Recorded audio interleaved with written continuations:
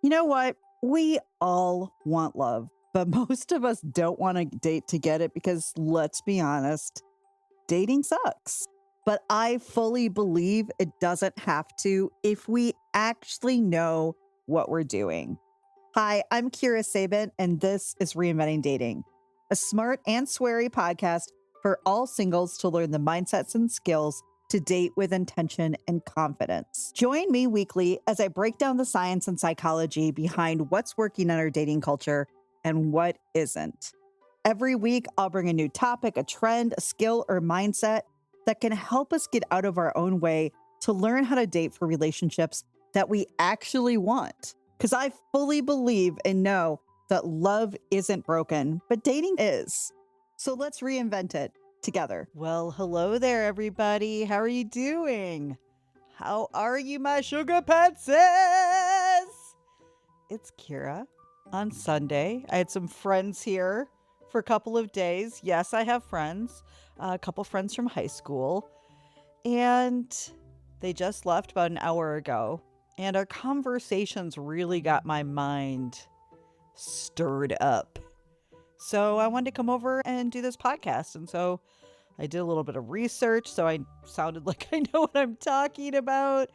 And today, guys, I want to talk about survival mode, which I think is a phrase we've all heard now at some point. And I think it's also something that virtually none of us really fully understand what it is. But if anything, my podcasts are teaching podcasts. I like to come over here and give real, fact-based, science-backed information that makes sense so you can learn from it and hopefully apply it. But it's always like a gift and a curse. And I think that they sometimes listen to this podcast, so they'll hear this. To have friends visit who've known you forever. I love that they've known me forever, right? But the one interesting thing about these two friends who I've known, both of them since basically elementary school, is that they also sometimes remember things I don't. We'll talk about why that is today. They were there when the magic began. They sometimes can clue me into myself almost in ways that I can't, because I was just saying yesterday, what were your guys' thoughts of me at that time? What was like outward facing? Because I only know what I felt on the inside. So I have no idea. And we've actually talked this weekend a little bit about who we thought we were versus what we've looked like on the outside and how that showed up. And that was actually a really interesting conversation. Be friends with a life coach. It's fun. Marry one. It's even more fun. Ask Danny. But we actually just always have some really good conversations. But it got me thinking about a lot of shit. I'm not going to lie. I'll be processing for a couple of days some of the conversations we had. The other little poke that made me want to do this podcast topic is I was on Instagram today because on Sundays I put Sunday Fun Days up, which are memes that I've seen throughout the week that I thought were really funny. And if you're not following me and checking those out, I definitely would. I think it's one of the best things I do in my life, which might be a really sad statement at this moment. But while I was there, I saw this cartoon and it just really hit me because I've been having a lot of conversations lately about just stress and exhaustion, and also bringing in then the perimenopause because my two friends are my age and we're all in different levels of it. But I've also just been having conversations lately about how I think we have global PTSD from the pandemic that we aren't talking about how to heal. And there's just a lot of extremes happening right now. And I think that has something to do with it. People feel very extreme in their beliefs. And I saw this cartoon, and I will put it in the notes of the podcast so you can see it, and it'll have, who it is by. I'm not sure right now. I'm not seeing it, but I will make sure that they get the credit for it. But I've seen it before, and their little hearts and brains are the cartoons. And in this one, the heart is carrying this huge rock on its back that says past trauma. All right. And then the heart keeps walking. And on top of that past trauma, we also get bad news, pandemic, stress. So I'm feeling that. And then the next one, you see him carrying this past pandemic, bad news, stress. And there's a little step from where he's walking, like a tiny step up. And it says minor inconvenience. And then the next one, we see the brain say to him, I think you're overreacting, because he has fallen from the minor inconvenience and is now crying. And that's what it can feel like. It can feel like when we meet somebody who is in survival mode and we see them have a really huge overreaction to a situation where we're like, okay, wow, that was an interesting choice or response. But what we don't see in the day-to-day is that when we are unhealed, when we are all open wounds, just raw walking around out there, when we bump into each other or something happens and somebody cuts somebody off in traffic or whatever it is, it's truly a minor inconvenience, but it can feel like the end of the world for a little bit or just the ruiner of the day. And if that's true, and I can tell you right now that there are times in my life where that's absolutely been true, you might be in survival mode. And so today I want to talk about what survival mode is, signs that you are in it, what some of the effects are of living in survival mode, and then, of course, what to do. That's how I usually teach. I do. What is this actual thing really simply? And then how do you know if this applies to you? That's the next. And then what's the how or the why? Maybe where did it come from? And then how do we either shift it or apply it or change it or whatever it is? That's the process that I usually do. And I do it on these podcasts too. By the way, this is going to be a two-parter because I can see this is going to be a big conversation. Right now, I think it's really fair to say that we are in like a perfect storm of stress. And if you live in the States, which I do, you may feel that even more right now. I think you definitely feel that even more right now. And I just think we have this kind of perfect storm of stress. It's a bullshit election year. I think we all have some PTSD from the pandemic. A lot of us were alone or were isolated or had loss and we're still grieving. And that might not have been a person, but it might have been a job or a business or a friendship or just a huge shift in your life that you haven't quite learned how to deal with yet. And here is the poop-diddy-poopness of this, is that if you are like me and have perimenopause, which I'm going to just call 50s puberty, everything is heightened. Everything is worse because you feel all of this stuff so much worse and your body is actively working against you. So whether or not you guys ever work with me, and I hope you're thinking about Thrive, because I'm definitely going to mention it on this. And don't be snotty about it because this is my business. I make zero money off of this podcast. Every podcast that you see here, and by the way, I've done over 375 episodes, just they're not all available. It's free. You notice there's no ads, anything else. It's just free. So let me talk to people who want to work with me. But the thing is about trauma, which can be 100 different things, a million different things, by the way, is that it always comes out. And one of the conversations I had recently that I thought was really interesting was that somebody was talking about kind of the older generation of their family. So not just their parents, but their aunts and their uncles and that kind of generation. And they were talking about how their family had some bad shit go down in their childhood, and some of them dealt with it and some of them didn't. And what we're starting to see is that people who haven't really processed out that trauma, worked with a therapist, because that's not a coach, that's a therapist, that it starts showing up in other ways. OCD, you have to control everything all the time, because if you're not in control, everything feels out of control. And when we're in our 20s, we're not thinking about it yet. We're not feeling it in the after effects yet. But as we get older, and that can also show up as hoarding. Hoarding is another byproduct of trauma. It can show up as lots of things. But one of the smaller, not so obvious ways, because you know what? We usually know when somebody is a hoarder, and we might recognize when somebody is OCD because they have to have things a certain way at all times. And if they're not a certain way at all times, then it's very upsetting. We all have that person probably in our lives or in our family. And that's not them just being particular or a perfectionist. That is a trauma response. And I just saw this quote in one of the articles I was looking at, and it just said, trauma makes assholes of all of us. And I think that is the best statement I have maybe ever heard, or maybe heard today. But it really does. Even I forget that hurt people hurt people. Even I get frustrated or disappointed with someone and forget that the reason that they're doing what they're doing is a response to something they didn't get that they needed, to something that happened to them that wasn't okay.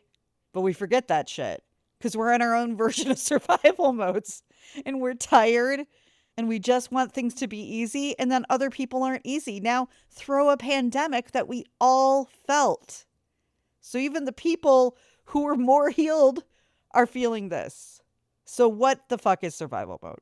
What is it? How do you know if you have it or if you are in it? It's not disease. It's not a virus. You can't catch it. And I will make sure that I put the articles in my show notes. But the definition is survival mode is a state of prolonged, unresolved stress that can occur during times of crisis, trauma, or chaos. It can also be just called chronic stress. So you are chronically stressed. You never relax. You never feel calm. You are always busy. And I'm going to break these down, so don't worry, you don't have to write down what I just said. In survival mode, the nervous system is overwhelmed and it's stuck in fight, flight, freeze, or fawn stress response. This can lead to a constant state of alertness and stress, which can impact your cognitive abilities, your decision making, and your emotional and physical energy, plus a lot of other things.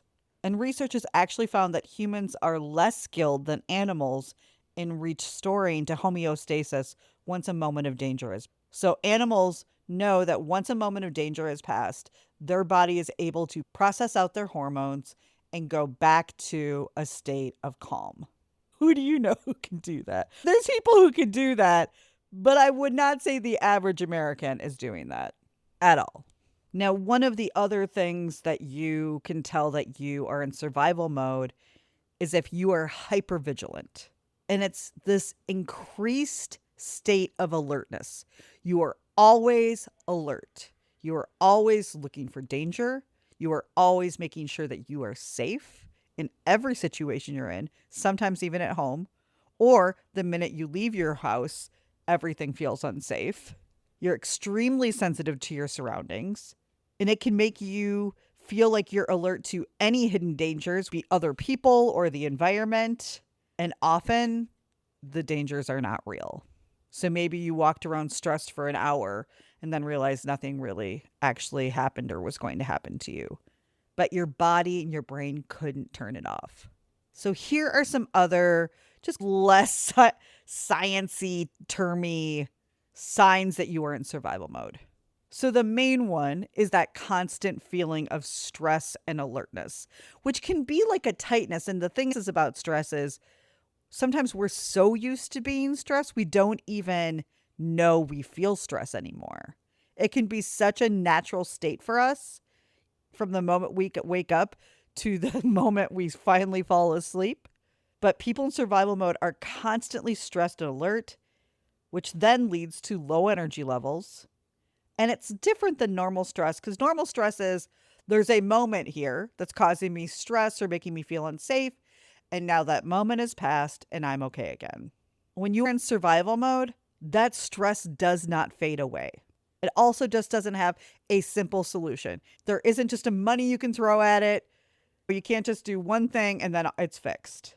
And it's this kind of stress that leads to the following things. So another sign you are in survival mode is that you have that inability to relax.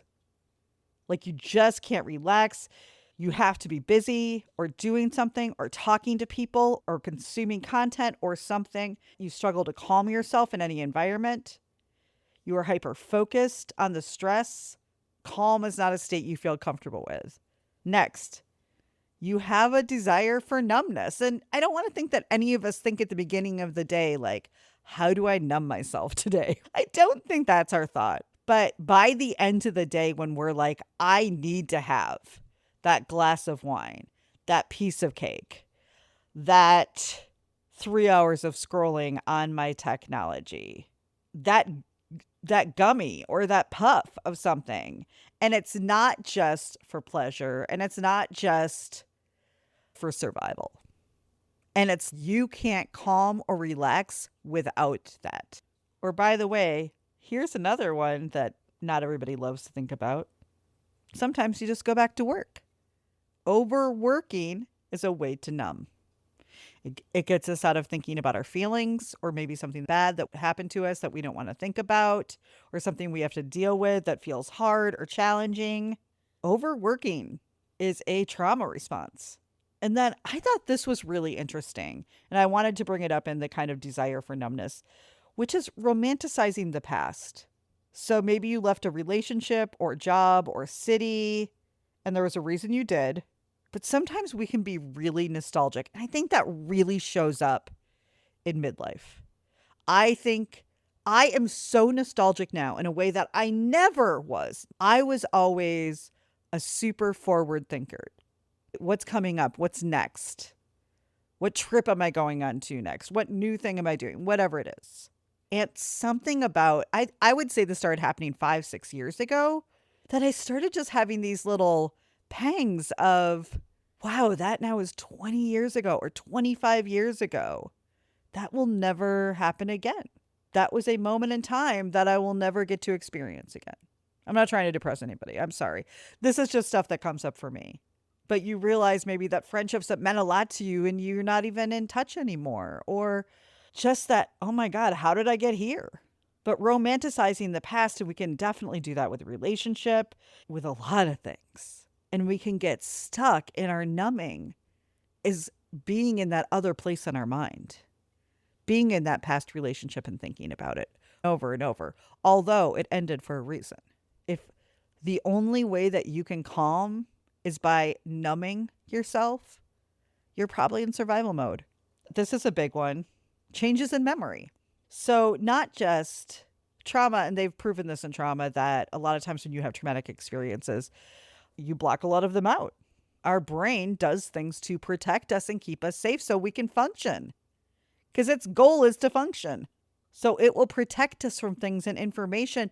But unfortunately, the brain can't decipher very well what we need to see or know or do to feel better. When you are chronically stressed, when you are in survival mode, you might have memory issues of just somebody asking like, how was your day? What'd you do today? And you're like, God, I don't even know. And you're coming up with maybe one or two things. Maybe you're forgetting or just struggling to remember small things throughout your day or situations that happened. That's a sign you're in a survival mode. Next, and boy, do I feel this, and I'm going to tie the word burnout to it, but constant fatigue and exhaustion. And I'll describe this the way that I feel, which is I never feel awake. I never feel fully like, whoo, so good and happy to be here. I wake up refreshed. That doesn't exist for me. It hasn't for a very long time. I'm always tired. And by the way, this is not just survival mode. This is also some stuff going on with my body.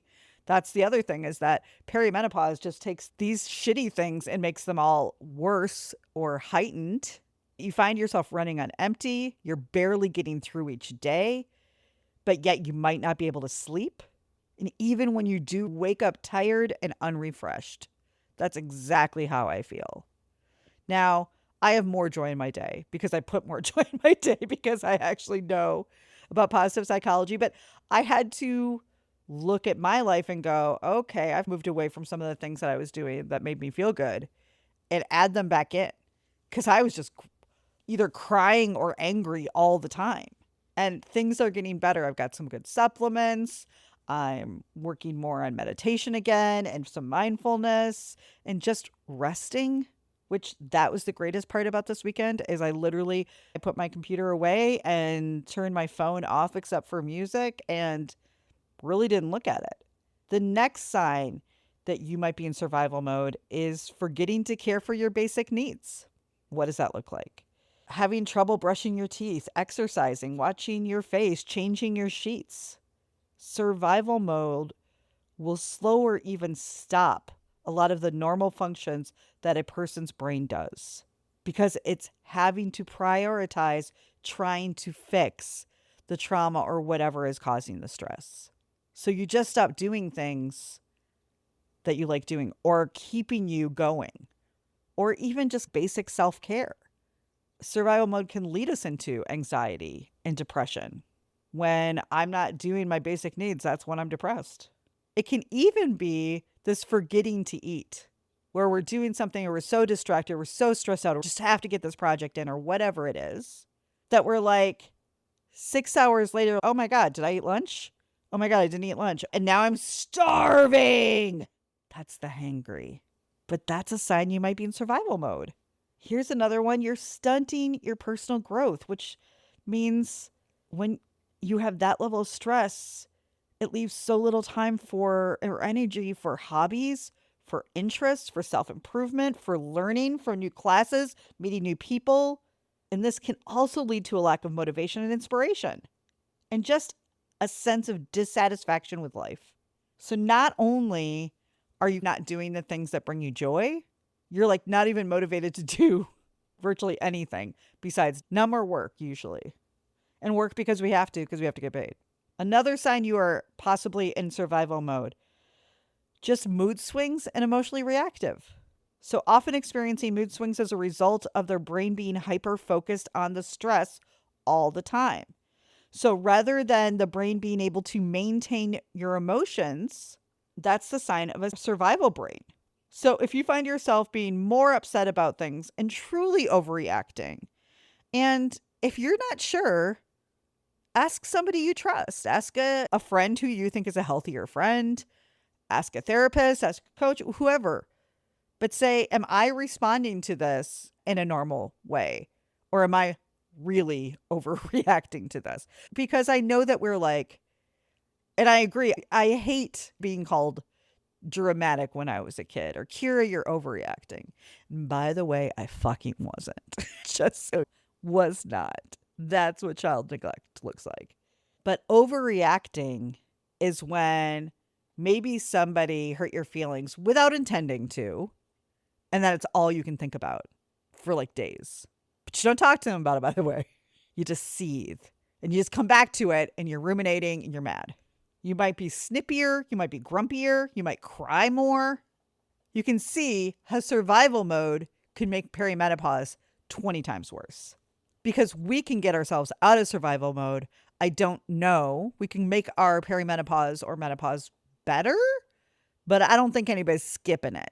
The next sign that you might be in survival mode is overwhelm and just you feel unable to even make a decision.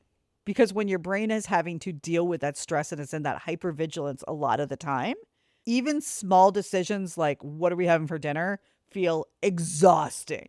We're just like, fuck, I don't even care. And then when it comes, you're like, oh, I didn't even want that.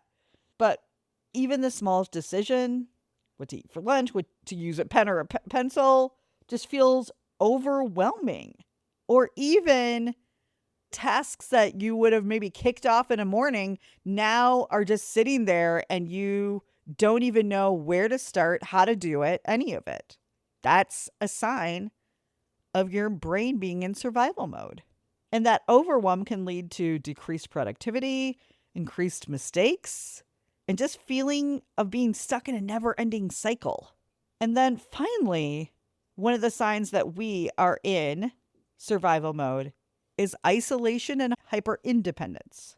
People in survival mode may socialize less and their relationships may fade because you can't either tend to the emotions of another person or you can't tend to your own emotions that you feel about the other person.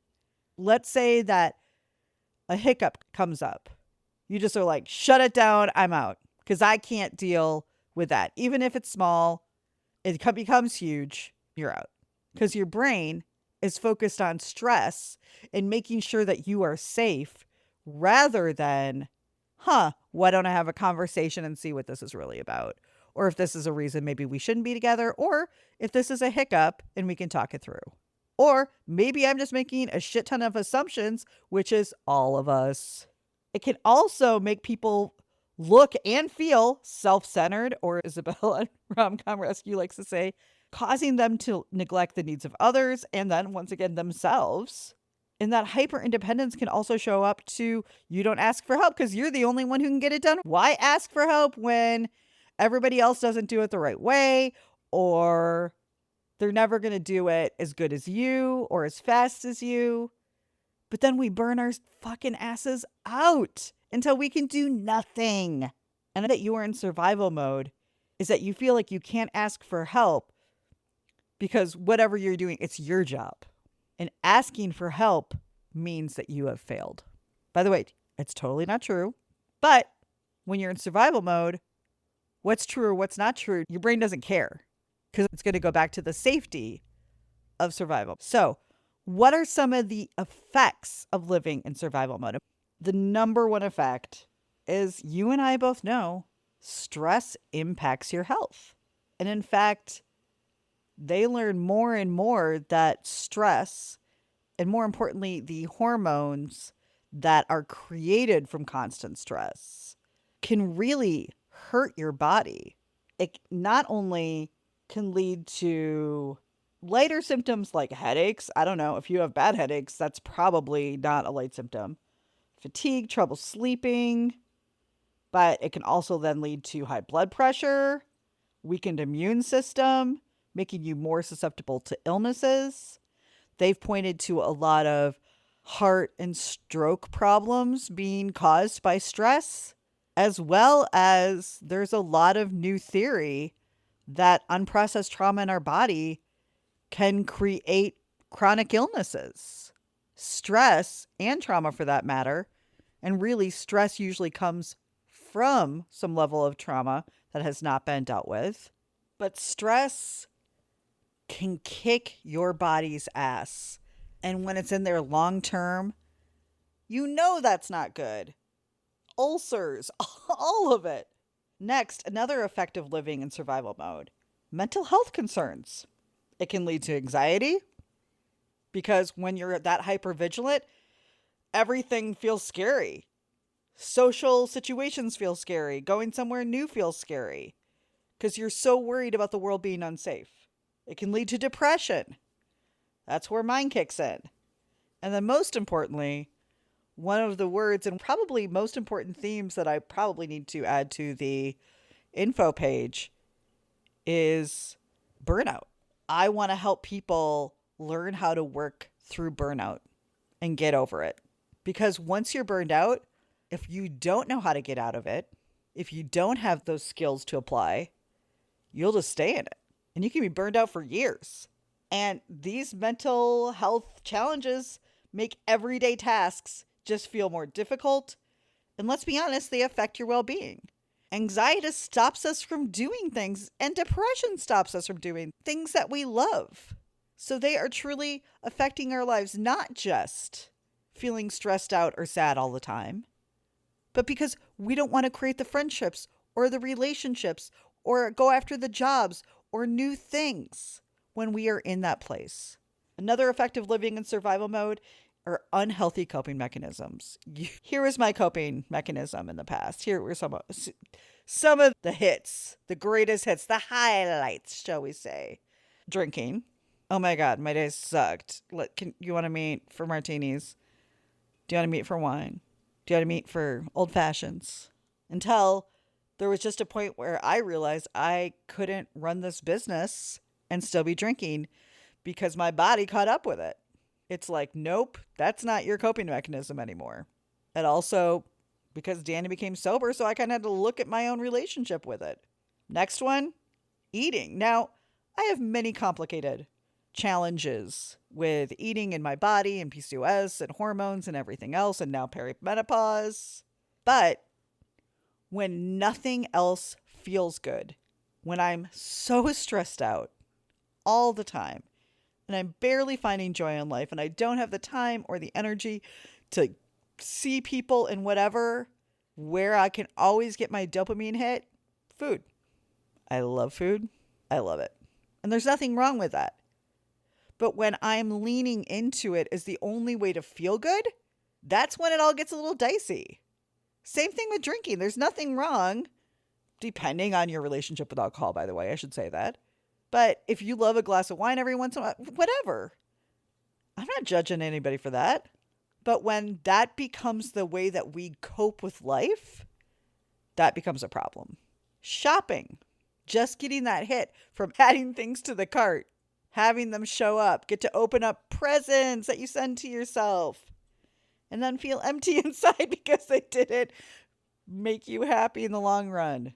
An effective living in survival mode is these coping mechanisms can end up really hurting us.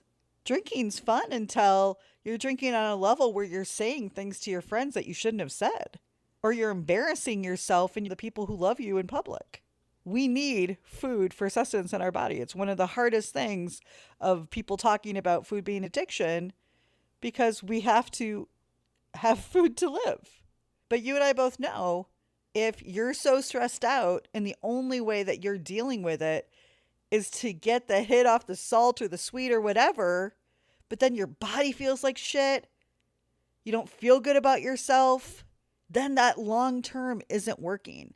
And that's also just one of the things about being stressed and in survival mode is you're making day by day decisions. You're not making 5-year ahead decisions, because you're just trying to get through the fucking day or the week, and then it starts again. So you're not saying, if I keep drinking like this or eating like this or whatever, 5 years from now, that could maybe really take a toll on my health or my relationships or whatever it is.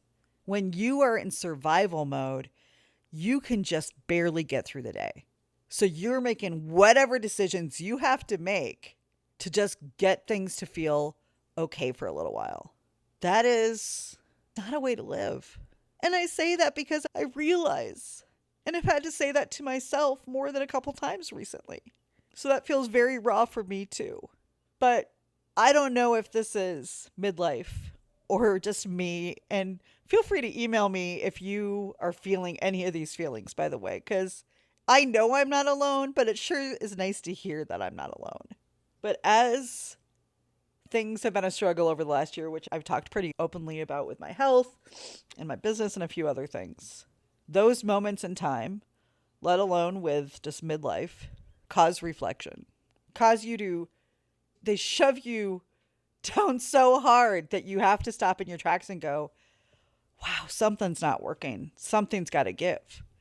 I said this a couple of episodes ago. There's a point where we have to get over our own shit, our own BS, and go, yeah, this isn't working anymore. And I just looked at Danny and said, why retreats, though they are so hard, though at the end of the day, I probably don't make a dime on them. By the time, with all the work I do, they fill me fucking up. They satisfy me in a way that looking at a screen all day, every day does not do for me.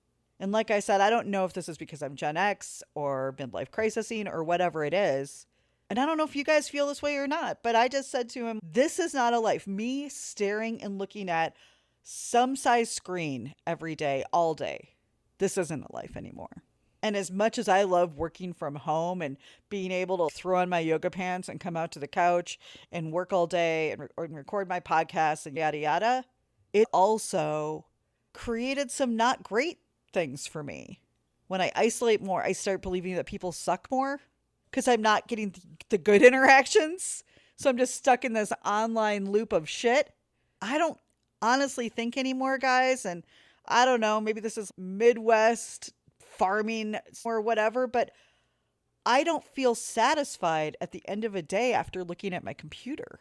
I'm not like, that was a good day of work. Now, sometimes, like after my retreats or after a day at a retreat, I absolutely feel that way. When I'm teaching group programs online, like at the end of that 2 hours, I'm like, yes, that was amazing. But really, that's only a small part of my business. I'm creating content, I'm doing social media, I'm making these podcasts, and I'm posting these podcasts. And honestly, there's a list of 500 other things that I do every other week for this business that are tiring and exhausting and just mildly shitty. For those of you who are like thinking about quitting your life to become a life coach, just throwing that out there. But I didn't make it to fucking 51 when some of the people in my life didn't, just to look at a fucking computer screen all day. Or just numb myself so that I'm not finding joy in things that I love and people I love. This is where survival mode and stress and trauma they take away our lives. Anyway, so unhealthy coping mechanisms as an effect from living in survival mode. And next is strained relationships. The stress and irritability that comes with being in survival mode can strain your relationships with family, with friends, with colleagues. And once again, like I talked about before, you're numbing, you're not taking care of yourself, you're maybe not sleeping, you're stressed all the time. Of course, that's going to strain your relationships. You might find yourself having more conflicts, feeling misunderstood, and just stopped withdrawing because you just feel like nobody gets you because everything feels so fucking hard all the time. Another effect of living in survival mode: reduced productivity and creativity. Now, listen, I am like more and more anti-capitalist every single day. So we're not going there right now, but this isn't about you being productive for your boss. This is about, once again, doing things, doing them well, being able to focus on them in a non-stressed way. So at the end of the day, you feel good about yourself. Feel like you are giving back to the world, because that shit matters, by the way, guys. That really matters. That is a major part of positive psychology, is meaning and purpose. We're doing a whole 6 weeks on it because I think that one of the things that gets lost in midlife is meaning and purpose, or it's shifted. And what our meaning and purpose was at 25 or 30 or 35 doesn't maybe apply anymore. Especially if your meaning and purpose was maybe being a mom, being a wife, and you got divorced. Those are real things. And I'm not saying that anybody should be like, my purpose as being a spouse. That's not what I'm saying here. But it's definitely a part of your purpose when you're in a long-term relationship. You are there tending to that relationship. So that's the kind of productivity I'm talking about. And creativity. Creativity is actually beautiful for your happiness and joy because it's a way of expression. And most of us are not expressing ourselves enough or very well. It's why we're doing art therapy in the program. And it's why you get mindfulness crafts every fucking month. Did you know that? You get crafts for virtually every month that you are in the program. You get a craft that you get to do, and it's not for the finished product. It's for the process of mindfulness that you will be a part of when you do the craft. But just like everything else, when you're stressed on that level, when you are in survival mode, it consumes your mental energy and your creativity because it has to tend to the fixing of the stress. And then, of course, this is super obvious. When you're living in survival mode, it impacts your enjoyment and satisfaction. It just does.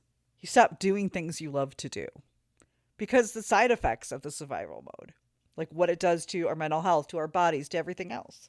Activities you used to look forward to and love, you don't, because everything feels so fucking hard.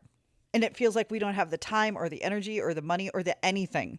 Who hears this? Who feels this? Who knows this? One of my awesome former clients I was chatting with this morning, and she said she was listening to these podcasts, and she's like, have you been in my house for the last 5 years? And I was not. But God, that came off really creepy. But a lot of us are feeling this way. And let me tell you, the most interesting side effect of the work that I do is how it blows open my former perceptions, or all of a sudden I'm like, okay, yeah, that's something that I maybe need to go back to working on a little bit. because I'm seeing myself in some of the things. And in fact, I will tell you, about 3 or 4 months ago, I saw myself in this space and had to apply these things back in. And that's also when I made the shift of starting to work on this program. And it's brought back enthusiasm and meaning and purpose and grit and resiliency and some things that went away for a while. The thing is that I'm not sharing it today because this is already a long enough podcast. I'm going to do it tomorrow or the day after. This isn't a way to live. Life can be better than this. I wanted to say those who can do thrive should just do it just so we can get ourselves through election season together, because it's a shit show. And nobody better come back on me like, I liked your podcast how you got political. If you're a woman in America and you're not political right now, you're not listening or paying attention.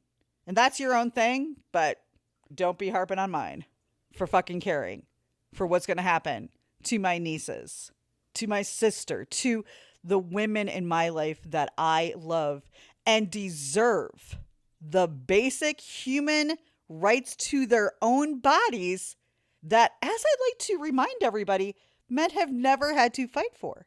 Nothing. And you don't have to believe what I believe, but don't expect me to believe what you believe. That is self-centered, or self-focused is the nicest way to put that. But that's also then a trauma response. I'm going to come back in the next day or two with what we can start doing to work on this. Now, I'm going to tell you this is the exact shit we're doing in Thrive. Now, I am not saying I'm healing your trauma in Thrive. If you know you have some shit that you need to work through, that is 100% to be done with a therapist. And dig in with a trauma therapist. Look into EMDR. Not all therapy modalities are the same. So sometimes people have gone to a therapist that maybe they didn't like that much or click with, or maybe was not a modality that was interesting to them or they needed. And then they're like, well, I guess therapy didn't work for me. And I'm just saying, you know how you try a deodorant and it just doesn't work? You don't stop wearing deodorant. It just means that the deodorant you tried wasn't the right fit for your body's chemistry. And same thing with therapist. It's another human. It's a relationship that you're creating. So you can get picky. You can ask for different people. You can fight for what you deserve because you or your insurance is paying for it. But that's a whole nother conversation for a whole nother day. I hope that you guys who are listening, I hope that you're not feeling or seeing some of this stuff as much as I am. I hope for your sake you're not. I had to crawl myself out of it, but I'm really glad that I had the tools and the knowledge to do so. I don't know how anybody else is doing this right now, but I will say that I think I mentioned this in the first Midlife episode I did, that I'm in this Gen X women Facebook group online. And honestly, the posts are heartbreaking. Discussing like perimenopause. They didn't know they had it. They thought they were going crazy or their body broke down. Or all of these people now questioning their relationships and they're not happy anymore.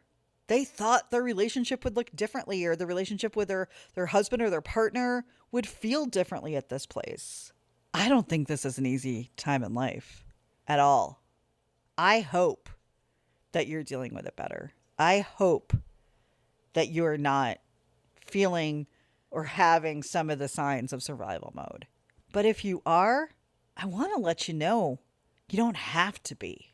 So here's where I think there is a disconnect in our process of healing, is that I think that therapists are incredible at helping us heal that trauma, those perspectives, all of these different things. But sometimes we then don't have the next steps on how to do things better.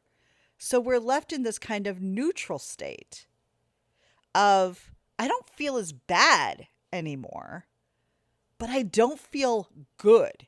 And that's where I come in. That's where positive psychology comes in.